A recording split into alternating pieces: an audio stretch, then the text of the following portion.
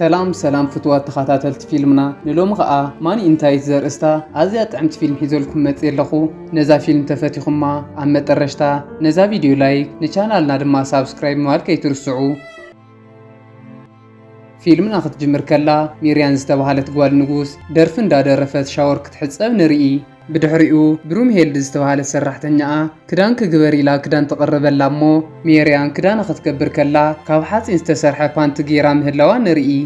እዚ ፓንቲ ዝሰርሐላ ናይዚ ሃገር ንጉስ ዝኾነ ኣቦኣ ክኸውን ከሎ ኣቦኣ ንጓሉ ንግዜያዊ ነገር ካብ ዝደልይዋ ደቂ ተባዕትዮ ክሕልዋ እዩ ዝደሊ። ብዝሕዝን መልክዑ ግን ናይዛ ፓንቲ ቁልፊ ኣብዚ እዋን ካብ ኢድ ኣቦኣ ስለ ዝጠፍአት ሚርያን ካብዚ ነገር ድሒኑ ዝምርዓዋ ወዲ ክሳብ ሕጂ ትጽበላ።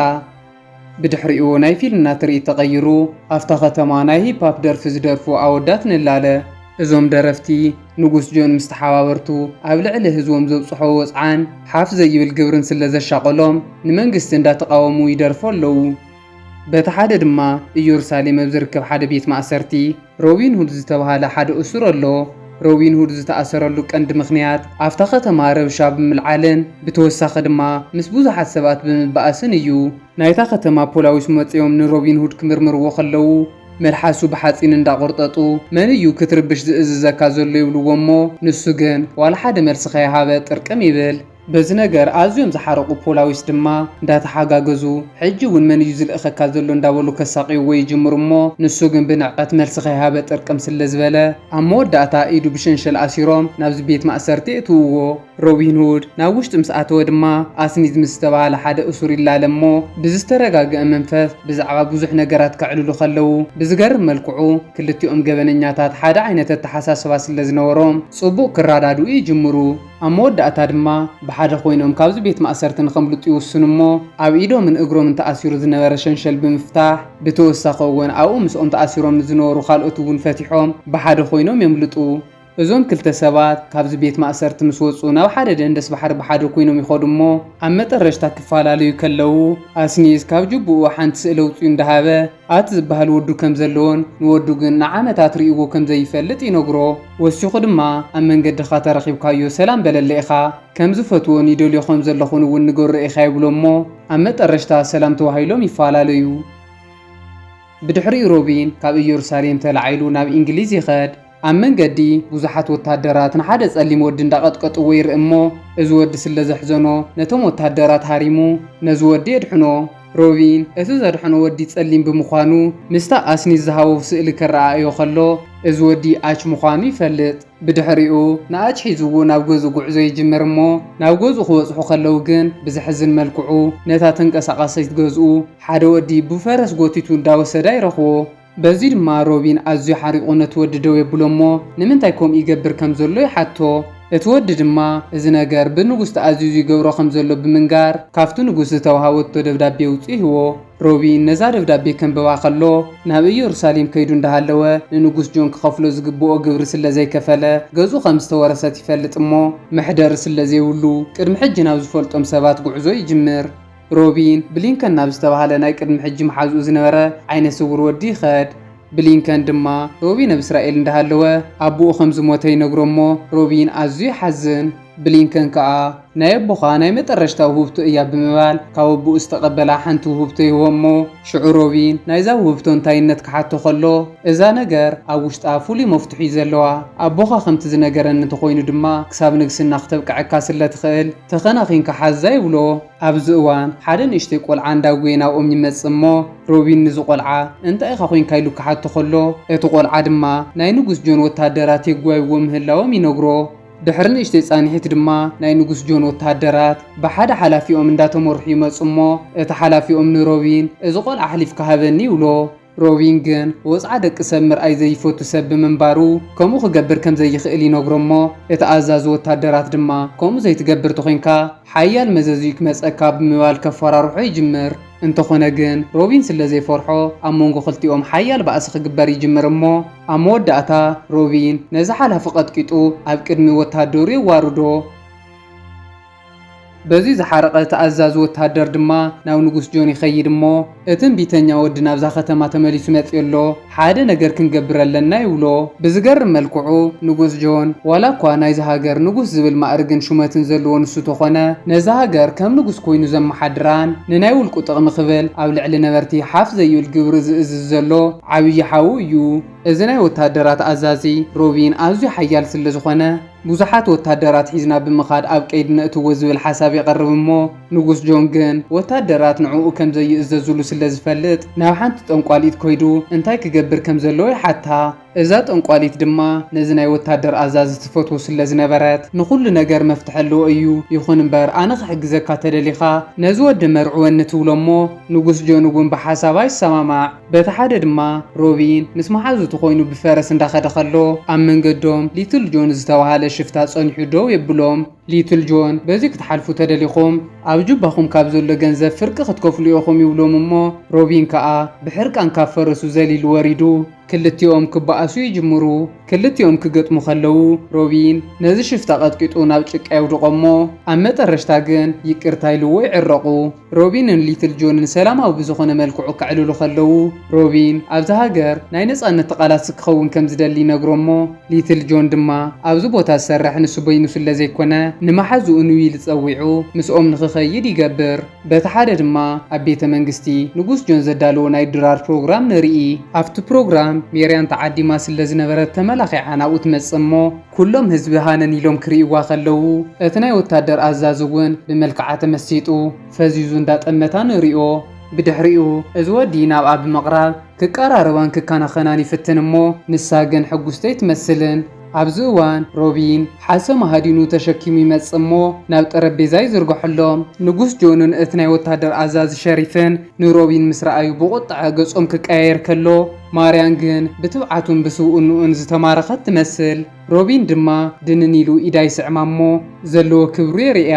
ኣብዚ እዋን ሸሪፍ ኣዝዩ ተቆጢዑ ከምኡ ክገብር ከም ዘይብሉን ጓል ንጉስ ኢዳ ብታራ ሰብ ክትስዓም ከላ ንዕቐት ምዃኑ ይዛረብ እሞ ሮቢን ግን ብንዕቐት ምስ ሜርያን ፀወቱ ይቕፅል።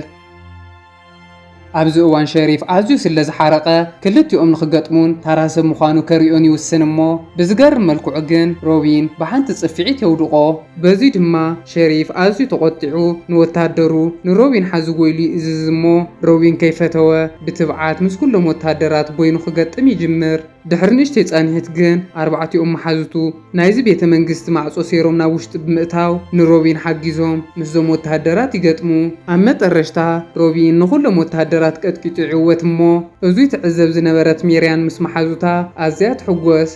ሮቢን ነዞም ኩሎም ወታደራት ምስ ሰዓረ ናብቲ ንጉስ ይኸይድ እሞ ኣብ ህዝቢ ዘብፅሖ ዘሎ ግፍዕን በደልን ብተወሳኺ ድማ ልዕሊ ዓቐን ግብርን ንኽቕንሶ እንተዘይኮይኑ ግን ኣብ መንጎ ክልቲኦም ሓያል ባእሲ ክፍጠር ምዃኑ ነጊርዎ ይኸድ። ንፅባሒቱ ድማ ሮቢን ነቶም ህዝቢ ይእክቦም እሞ ካብ ንጉስ ዝመጾም ዘሎ በደል ክቃወሙ ከም ዘለዎምን ዝገበሩ ገይሮም ነቲ መጺዎም ዘሎ ልዕሊ ዓቕሞም ግብሪ ከቕንስዎ ከም ዘለዎም ይነግሮም። ንሶም እውን በዚ ነገር ኣዝዮም ተሓጒሶም ድጋፎም የርእይዎ እሞ ድሌተኛታት ዝኾኑ መናእሰይ ኣኪቡ ውግእ ከለማሙዶም ይጅምር። በቲ ሓደ ድማ ንጉስ ጆን ንሮቢን በቐሊሉ ክስዕሮ ከም ዘይኽእል ስለ ዝተረድአ ዶን ጊቫኖ፣ ደርቲ ኢዝያን፣ ፊልቲ ሉካን ዝተባሃሉ ሰለስተ ኢጣልያውያን ጋንግስተራት ንሮቢን ንክሕዝሉ ይቆፅር። ቅድሚ ሕጂ ፊልቲ ኣረብ ብምውርዋር ኣዝዩ ንፉዕ ብዙሕ ብልጫታት ዝተዓወተ ስለ ዝኾነ ውድድር ኣዳልዮም ንሮቢን ምስ ፊልቲ ንኸግጥምዎን ደርቲ ድማ ኣብ ላዕሊ ተሓዊኡ ንሮቢን ንኽቆትሎ ትልሚ ይውፅኡ። ነዚ ትልሚ ዝሰምዐ ንጉስ ጆን ኣዝዩ ስለ ዝፈትዎ ድማ ኣርባዕቲኦም እንዳሰተዩ ብታሕጓስ ነዚ ትልሚ እንዳጸንበልዎ ንርኢ። ብዝገርም መልክዑ ግን ሜርያ ኣብ ደገ ኮይና ነዚ ትልሚ ትሰምዖም እሞ ናብቲ ሓጋዚታ ብምኻድ እንታይ ክትገብር ከም ዘለዋ ተሓታ። ንሳ ድማ ቀልጢፈን ናብ ሮቢን ከይደን ንኽነግርኦ ሓሳብ ተቐርብ እሞ ብፈረስ ገይረን ናብ ሮቢን ብምኻድ ኣቦኣ ውድድር ከም ዘዳለወን ኣብቲ ውድድር ንኽሳተፍ ምስ መጸ ግን ንዕኡ ንኽቆትሎ ትልሚ ውፅኡ ምህላው ትነግሮ። ሽዑ ሮቢን ብተግባር ሜርያን ኣዝዩ ተሓጒሱ ንሳ እውን ከም ትፈትዎ ይፈልጥ እሞ ናብ ሓደ ጸልማት ሒዝዋ ብምኻድ ክስዕማ ይፍትን። እንተኾነ ግን ሜርያን ካብ ቁልዕነታ ጀሚሩ ኣቦኣ ብሓፂን ዝተሰርሐ ብታንቲ ከም ዝገበረላን እቲ ሓፂን ምስ ተቆለፈ ድማ መፍትሑ ክትረክብ ከም ዘይከኣለት ትነግሮ። ኣብዚ እዋን ግን እቲ ሓጋዚታት መጽእ እሞ ካብ ገዛ ሞሊቖን ስለ ዝወፃ ቀልጢፈን ክምለሳ ከም ዘለዋ ክተዝክራ ኸላ ከምታ ዝመጽኣ ሕጂ እውን ተሓቢአን ናብ ገዝአን ይኣትዋ። ንጽባሓይቱ ንጉስ ጆን ዘዳለወ ናይ ዓረብ ውድድር ተዳልዩ ብዙሓት ተወዳደርቲ ናብ ቤተ መንግስቲ መጹ። ኣብቲ ውድድር ፊልት ክወዳደር ከሎ ደርቲ ኢንዞ ግን ንሮቢን ንምቕታል ኣብዚ ጥዕም ቦታ ኮይኑ ይጽበዮ ኣሎ። ሮቢን ግን ቀዲሙ ትልሞም ሰሚዑ ስለ ዝነበረ ካልእ ሰብ ንኽመስል ናይ ኣረጊት ኣከዳድና ተኸዲኑ ናብዚ ውድድር መጹ ንሪኦ። ብድሕሪኡ እቲ ውድድር ምስ ተጀመረ ኩሎም ተወዳደርቲ ዓረው ይድርዩ እሞ ብዝገርም መልክዑ ፊልትን ሮቢንን ጥራሕ ናፍታ ማእኸል ትርከብ ቀያሕ ጨሚቶማ ዝተረፉ መወዳድርቶም ተሳዒሮም ይወጹ። በቲ ሓደ ድማ ደርቲ ኢንዞ ንሮቢን ንኽቐትሎ ክሪኦ ከሎ ሮቢን ግን ኣከዳድንኡ ቀይሩ ስለ ዝመጸ ኣብቲ ቦታ ይስእኖ። ኣብቲ ውድድር ድማ ክልቲኦም ብማዕረ ነጥቢ ናብ ቀጻላይ ዙር ስለ ዝሓለፉ ኣብ ካልኣይ ዙር ሮቢን ቀዲሙ ክስንዲ ከሎ ኣብ ማእኸል ስለ ዝጨመታ ከም ዝዕወት ተኣማሚኑ ኣረጊ ተምሲልዎ ዝነበረ ቀውዒን ጭሕምን ኣልዒሉ ሓቀኛ መንነቱ ነዚ ህዝቢ የርኢ። እንተኾነ ግን ፊልቲ ተረኣኺሉ ክስንዲ ከሎ ብዝገርም መልክዑ ናፍታ ሮቢን ዝጨመታ ንሱ እውን ይጭምት እሞ ፊልቲ ዝደርበይ ዓረው ንናይ ሮቢን ዓረው ኣብ ክልተ መቂላ ኣብ ማእኸል ትሽኳዕ። በዚ ምኽንያት ድማ ናብ ሳልሳይ ዙር ይኣትዉ እሞ ሮቢን ክትኩስ ምስ ተዳለወ ደርቲ ኢንዞ ግን ኣብታ ዝተሓብኣ ቦታ ኮይኑ እግሩ ሃሪሙ ናብ ዘይኮነ ኣንፈት ንኽትኩስ ይገብሮ። ኣብዚ እዋን ኩሎም ህዝቢ ተስፋ ቆሪጾም ክሓርቁ ከለዉ ብዝገርም መልክዑ እታ ዓረብ ግን ኣንፈታ ቀይራ ኣብ ማእኸል ብምዕላብ ሮቢን ተዓዋቲ ይኾን። በዚ ምኽንያት ድማ ኩሎም ህዝቢ ተሓጒሶም እንዳዘለሉ ሓጎሶም ምስ ሮቢን የጽምብሉ። እዙይ ዝረኣየ ሸሪፍ ድማ ወታደሩ ልኢኹ ሮቢን ንኽእሰር ይገብር። በቲ ሓደ ድማ ንጉስ ጆን ጓሉ ከም ህዝባ ሮቢን ብምዕዋቱ እንዳተሓጎሰት ርዩ እዚ ነገር ስለ ዘይፈትወላ ምስ ሸሪፍ ንኽትምርዖ ይውስን። ሜርያን ድማ ኣነ ንሸሪፍ ክምርዖ ተኾይነ ነቲ ተኣሲሩ ዘሎ ሮቢን ፍትሕዎ ዝብል ሓሳብ ተቐርብ እሞ ሸሪፍ ከይፈተወ ንሮቢን ንኽፈትሖ ይሰማማዕ። ብዝገርም መልክዑ ግን ሸሪፍ ንሜርያን ሕራይሉ እንዳተመርዐወ ንሱ ግን ብድሕሪት ንሮቢን ንኽሕንቆ ይሰርሕ ኣሎ። ኣብ መወዳእታ ናይ መርዓ ፕሮግራም ተዳልዩ እቶም ቀሺ ምስ መጹ ሸሪፍ ንሜርያን ከም ዝፈትዋን ምስ ኣኽምርዖ ከም ዝደልን ክዛረብ ከሎ ሜርያን ግን እንታይ ከም ትብል ጠፊእዋ ጠርቀም ትብል። ኣብዚ እዋን እቶም ኣርባዕተ ናይ ሮቢን መሓዙት ይመጹ እሞ ኤቾ ኣብ ክሳድ ሮቢን ዝኣተወት ገመድ በጢሱ ነፃ ይውፅኦ። ብድሕሪኡ ኣብ መንጎቶም ናይ ንጉስ ወታደራትን እቶም ሮቢን ዘሰልጠኖም መናእሰይን ሓያል ባእሲ ይጅመር እሞ ሸሪፍ ከዓ ዝገበረ ገይሮ ግዲዱ ንሜርያን ናብ ውሽጢ ሒዝዋ ብምኻድ ክጋሰሳ ይፍትን። እንተኾነ ግን ሜርያን ዝገበረቶ ናይ ሓፂን ብታንቲ ስለ ዝኾነ ሸሪፍ ከይፈተወ ነዚ ብታንትን ምስባር ማሽን ኣምፂኡ ክከራኸሮ ይጅምር። ሸሪፍ እዚ ነገር ኣብይዎ ሒግ እናበለ ከሎ ሃንደበት ሮቢን ይመጽእ እሞ ክልቲኦም ሰይፎም መዚዞም ክገጥሙ ይጅምሩ። ኣብ መንጎ ባእሶም ሸሪፍ ንሮቢን ክሳዱ ክወቅዕ ክብል ነታብ ክሳዱ ተንጠልጢላ ዝነበረት ሸንሸል ይወዓ እሞ ብዝገርም መልክዑ ካብ ክሳድ ሮቢን እታ መፍቱሕ ነጢራ ናብ ናይ ሜርያን ብታንቲ ትሽኳዕ። እታ ትኽክለኛ ናይ ዝሓፂን ብታንቲ መፍቱሕ ንሳ ስለ ዝነበረት ድማ እታ ብታንቲ ትኽፈት እሞ ሜርያን ኣዝያ ትሕጎስ። በቲ ሓደ ድማ ሸሪፍን ሮቢንን ክገጥሙ ከለዉ ሮቢን ንሸሪፍ ጽቡቕ ገይሩ ቀጥቂጡ ሃስይዎ ይኸድ። ኣብዚ እዋን እታ ጠንቋሊት ትመጽእ እሞ ኣዝዩ ተሃስዩ ምስ ረአየቶ ዘድሕነካ መድሓኒት ሂበ ከድሕነካ ዝኽእል ኣነ ጥራሕ እየ፣ ከድሕነካ ተደሊኻ ግን ብሓደ ነገር ክትሰማማዕ ኣለካ፣ ንሱ እውን ናይ ግድን ንዓይ ክትምርዖኒ ኣለካ ኢላ ተሓቶ። ሸሪፍ ድማ ካሊእ መማረፂ ስለ ዘይብሉ ሕራይ ይብላ እሞ ንሳ እውን ኣዝያ ተሓጒሳ እንዳጎተተት ሒዛቶ ትኸድ።